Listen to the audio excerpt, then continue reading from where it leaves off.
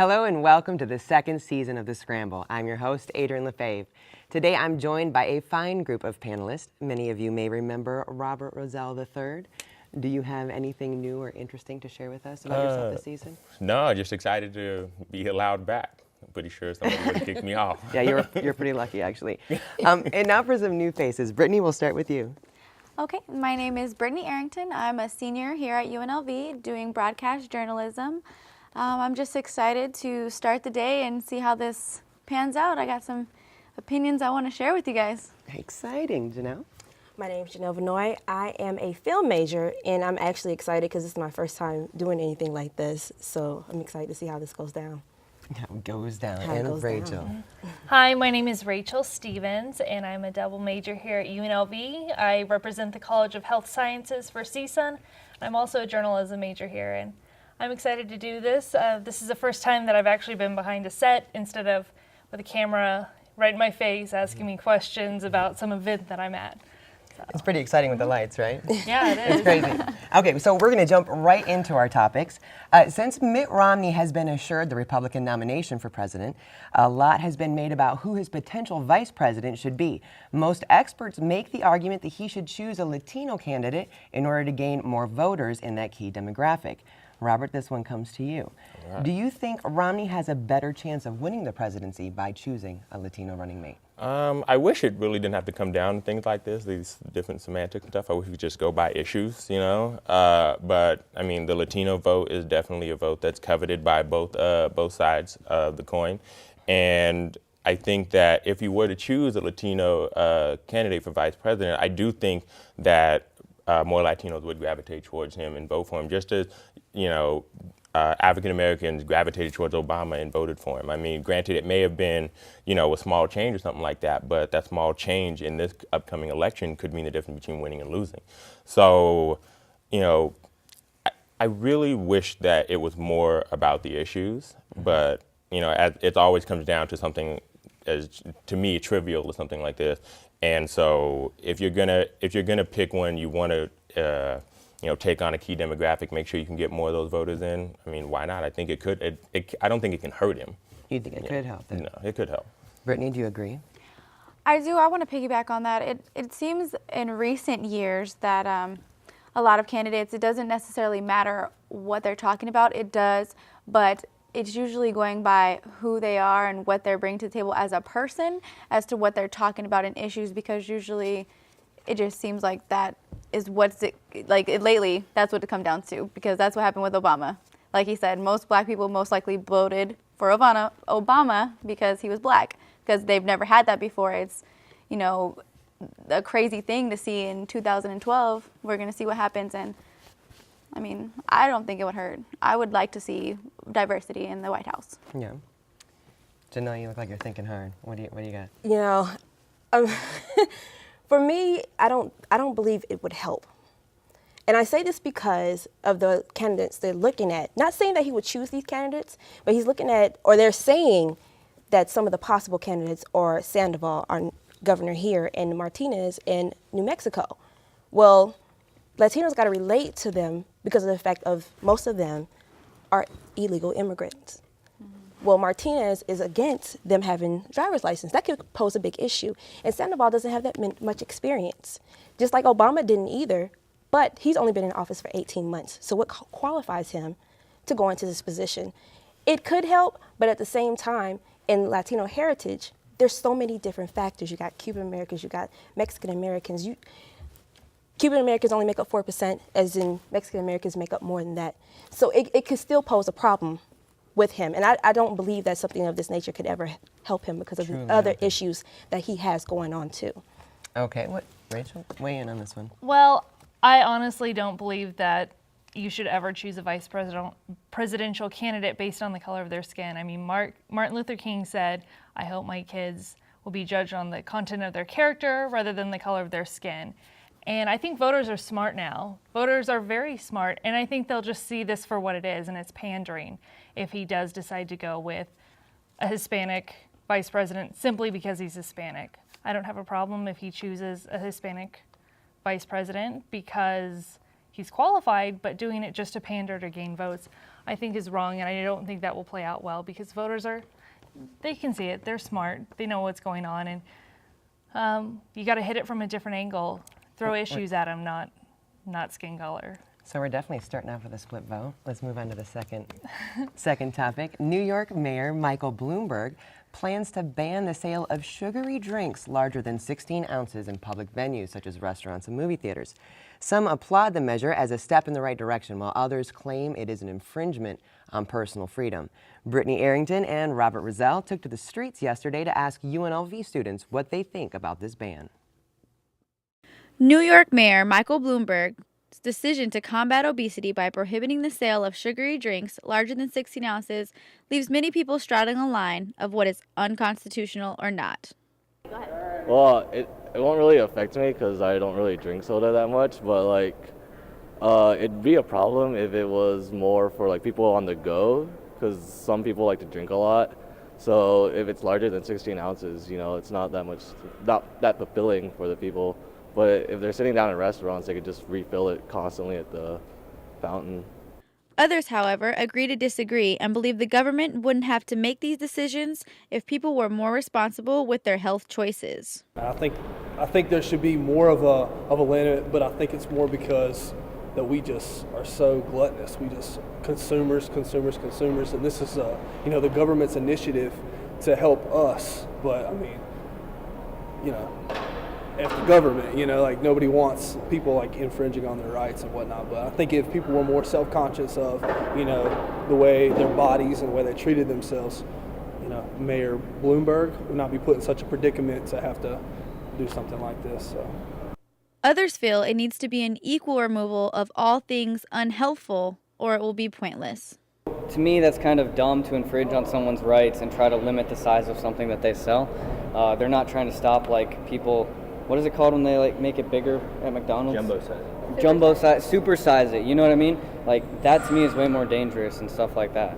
So if you're going to start imposing laws and stuff on one thing, it has to be universal on all types of foods that are unhealthy. All right, Brittany, that was a fine package. Let's start with you. What do you think? What do you think about the ban? Is this the right way to combat the obesity epidemic? To be honest, I really don't feel that it's going to make a difference for people who have that mentality. You have a set frame of mind, you're going to eat what you want, you're going to drink what you want, no matter if it's sugary or not, And some people have different metabolisms and things that factor in, with their family and stuff like that. They might have some pituitary gland disorder that enlarges them, not by choice, that they can't help it. They can eat the same thing as I can eat or anyone else who's thinner or taller or whatever. And it's just automatically, it just happens that they gain weight quicker, and if you have that frame of mind where you're going to eat it and you're going to do it, then you're going to be obese. You can't change it. Rachel, do you agree? Absolutely not. I'm a nutrition student here at UNLV, and I'm completely against any sort of ban for food. Everyone can make their own decisions on what to eat. But at the same time, if the government truly cared about fighting this war on obesity, they would stop subsidizing corn, sugar, wheat, things that mess up your metabolic processes. And corn syrup, it has a bad rap for a reason because it's unhealthy and it does cause obesity. And if the government truly cared about people's health, they would stop subsidizing that with taxpayer money. All right. Well, listen, we're going to have to take a very quick break and we will be right back.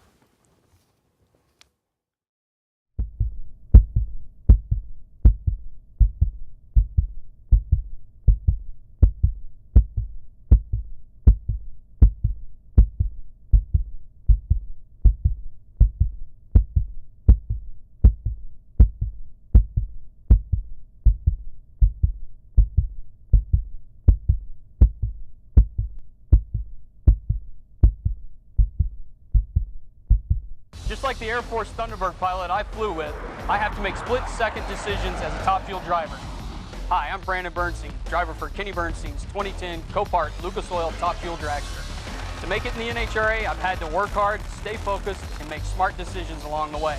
To reach your goals, you need to think straight, stay on track, and give your very best effort in everything you do. Make the right choices today and be ready for the challenges tomorrow. This message brought to you by the U.S. Air Force.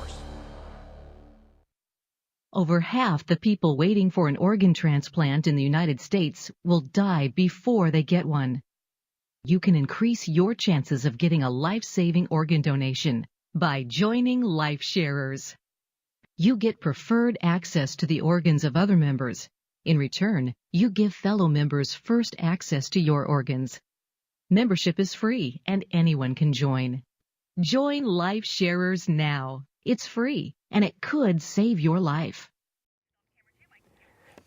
Welcome back. 2 topics down, and we're moving on to the third. President Barack Obama has advocated passing the Paycheck Fairness Act, a bill designed to erase the wage gap between men and women. The bill was shot down by Senate Republicans Tuesday. The question is, do you think Obama's efforts to appeal to women voters will help or hurt his re-election campaign? Janelle, let's start with you. I think that is a great move because just like men, women vote too. And they look at these issues and they think about these issues. And if the Republicans really think about it, their colleagues are women. So you're going to tell me that you don't want equal pay for your colleagues? And this goes with everybody that's a registered Republican. You're going to sit here and tell me you do not want equal pay for the person that sits beside you, the person that you work with every day, or could be your friend. I believe it's a great move. I believe that it can help his campaign even more than it already is doing. And you see how passionate I am because I am all for him.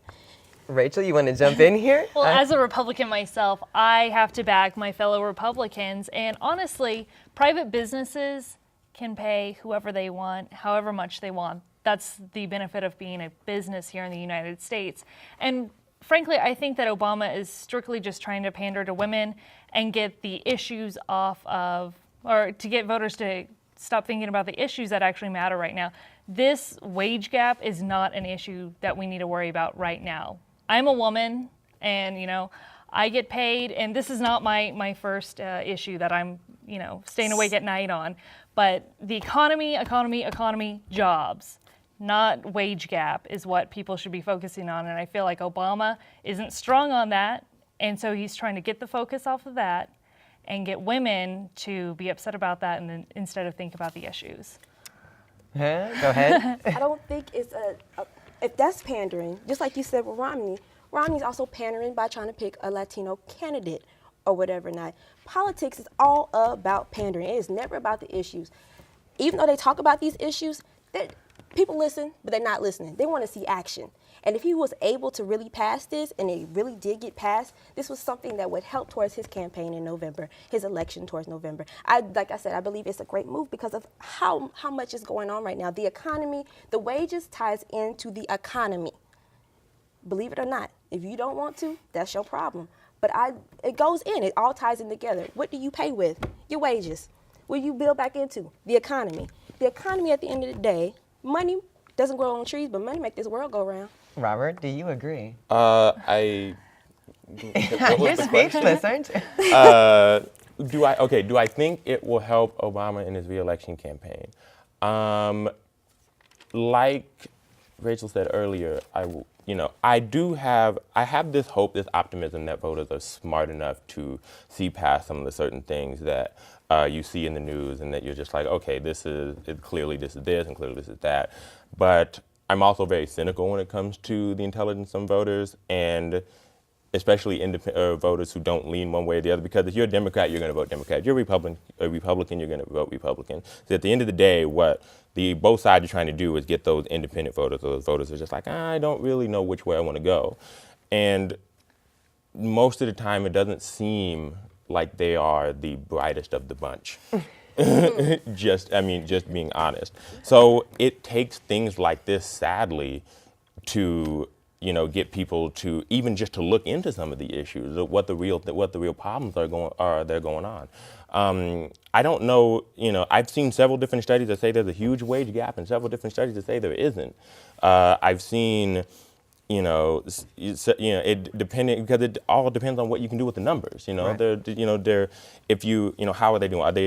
Are they seriously just comparing, me doing this job and a female doing my job and then saying I'm getting paid more than that? Right. Or are they including everybody in there trying to say, okay, well, CEO is making $2 million, but the secretary is making, $45K. And well, who you're does a more secretary. work, really? No. Right. Right. No. Oh, you're absolutely right. We've got a little bit of Absolutely time right. left. Brittany, do you want to weigh in on this one?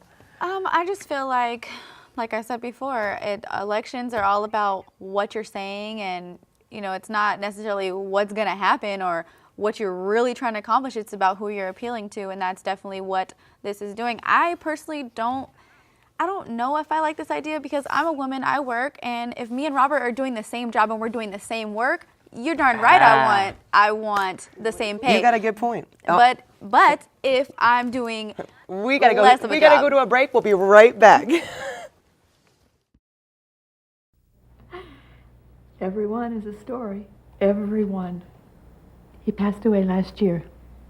It was hard at first when I found out how sick he was. The doctor suggested hospice care at home. He came home, and that was wonderful. And the hospice helped a great deal. They were there whenever we needed them. They helped me take care of him. I didn't know. I didn't know where to start, what to do, what his needs were going to be.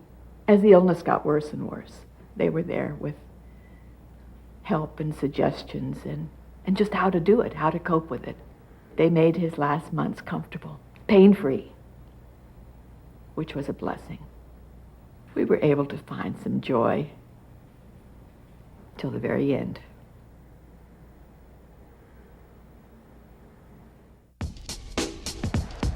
Savings Man here with a story for you about two young spenders named Tommy and Sue. Their parents let them buy whatever they chose, like video games and designer clothes. As they grew older, they spent all their pay on fancy cars, houses, 2 lattes a day. They lived in the moment, never saving a dime. When they tried to retire, they'd run out of time. Working forever is Tom and Sue's fate, so choose to save now before it's too late.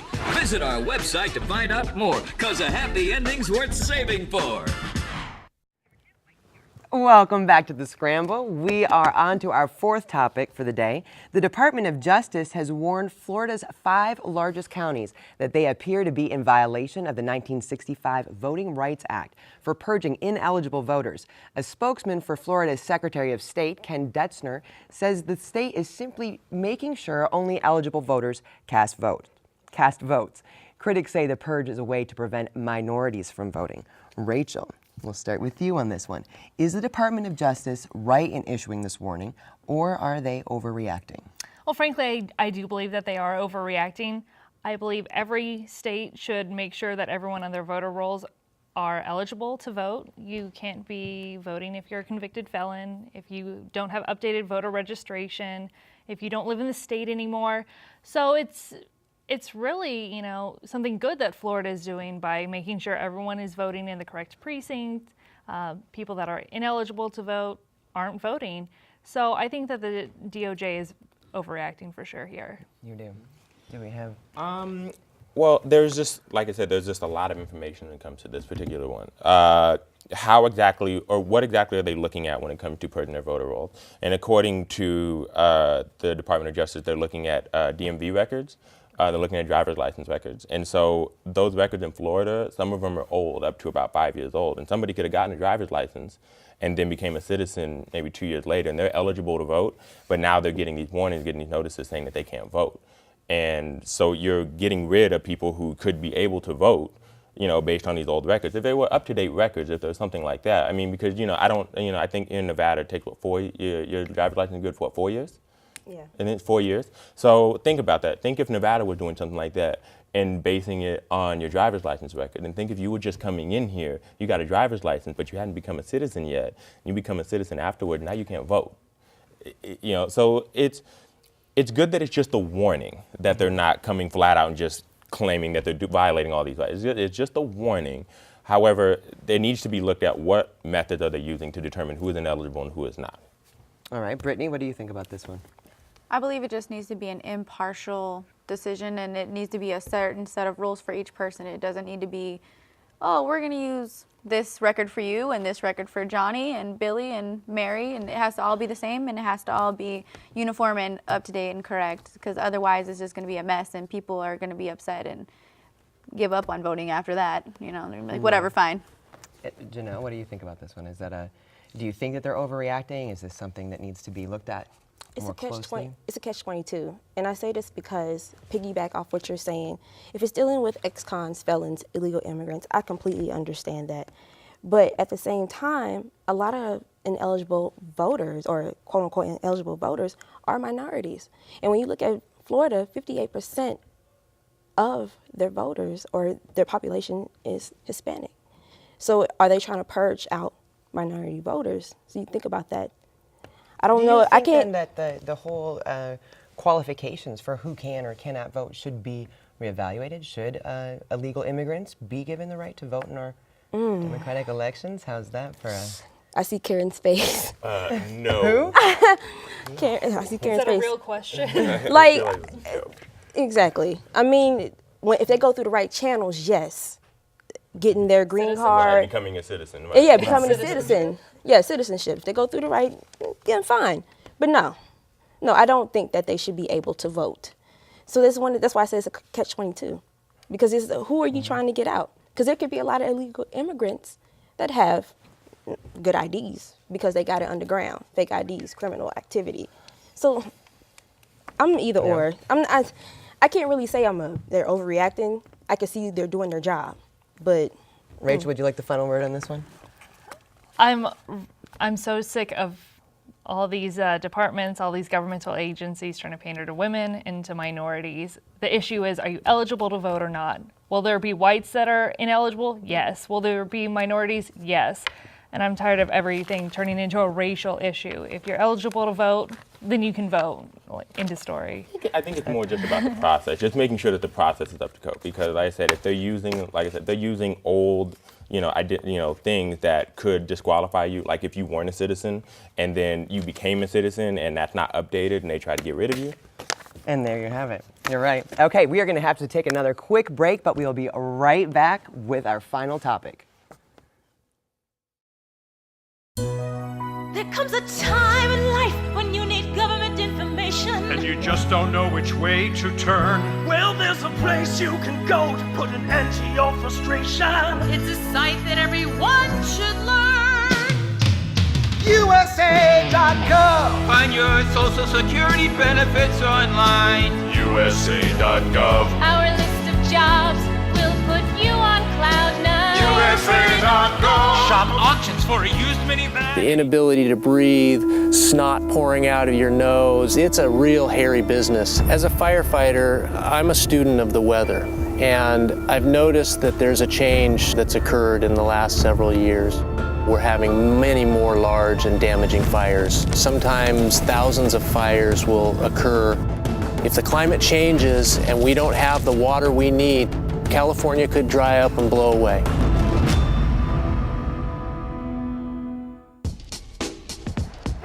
Savings Man here with a story for you about two young spenders named Tommy and Sue. Their parents let them buy whatever they chose, like video games and designer clothes. As they grew older, they spent all their pay on fancy cars, houses, 2 lattes a day. They lived in the moment, never saving a dime. When they tried to retire, they'd run out of time. Working forever is Tom and Sue's fate, so choose to save now before it's too late. Visit our website to find out more, 'cause a happy ending's worth saving for. Welcome back to the Scramble. We are bringing up a hot topic. The First Circuit Court of Appeals recently struck down the Defense of Marriage Act, stating that, quote, moral disapproval cannot by itself form the grounds for discriminatory legislation, end quote. This act, passed in 1996, defines marriage as a union between one man and one woman. This question will go to you, Robert. Does this ruling push gay marriage closer to being fully recognized by the United States? Well, I think what it does is make it more accessible to have the states decide. Because I think looking into what the Defense of Marriage Act does is that it denied federal benefits all across the board, even to states that decided that gay marriage is okay. So people that were living in those states who are married were still denied their federal rights, which pretty much defeats the purpose of having the states be able to choose these kinds of issues, decide whether or not they want to allow it or not. So I think that in that sense, yes. Does it make it something that will be fully recognized by the U.S.? No, I mean, I think that is eventually going to be something that just culturally has to change. I mean, for the longest time, you know, blacks and whites couldn't marry. You know, you wouldn't have somebody like me sitting here on the stage because for the long time you weren't allowed to do that. And then cultures and thoughts and, you know, and these the prejudices that we have, they changed over time, and now it's, you know, you don't think anything of seeing a black man or white woman or vice versa. So I think eventually, you know, it will change and it won't be that big of a deal. But right now, I mean, it makes it easier for states to decide. Okay, Brittany, I know you're raring to go on this one. What do you got? Well, I just feel like, you know, I looked up some statistics on this, and 60,000 citizens in the U.S. identify as a transgender or someone who is bisexual, gay in that community. And I think that, I mean, this is a really big topic. I mean, not just in California where, you know, it's been legalized and people are doing it and it's just accepted, and you can go to San Francisco, wherever, upstate, and see all these things. You know, it needs to be something that is brought into across the country. I mean, if 60,000 people are identifying outwardly, just identifying, I mean, who knows how many are undercover about it and want to be outward about it and want to show that. And I think that it's a wonderful topic to bring into the government and try to not necessarily decide on it, but give people equal benefits if we're going to be an equal country that has equal rights for all. Just make it equal then, for real, instead of saying it and not doing it. For real. Rachel, you're going to weigh in on this one? Well, what is there to say? This is a states' rights issue, period. The federal government really has no business getting involved with this. But at the same time, I do understand why they did say that you can't base anything on moral grounds.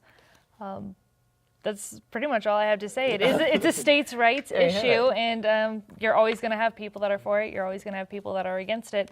Does this bring gay marriage like up one more step to becoming legal across the board? I don't know, but it's kind of a blow to the traditional marriage group. So, Janelle, do you agree this is a states' rights issue? Yeah, I mean, it is. Because in all honesty, I feel like everybody deserves love. So if a woman and a woman want to get married and a man want to get married, who is to stop them? They should be able to get, like Brittany said, they should be able to get equal rights and benefits. You know what I'm saying? And get the same kind of treatment that one man and one woman does together. I mean, I can get married and I can get all my husband's insurance, but you telling me my gay friends that are married, his husband or her wife can't get the same thing? What if she has, you know, something that could kill her or something that is needed? She's not able to get help. So this is crazy. So they really need to pass this. Yeah, They need to get it done. I think that if marriage didn't have, if it was just strictly a religious institution and people would go to church and get married and there was nothing attached to it whatsoever, then I would not understand why homosexual couples would want to fight. We are starting off the second season with a bang, and we're going to have to go. So for Robert, Janelle, Rachel, and Brittany, thank you so much for joining us on this new season, and we will see you next time.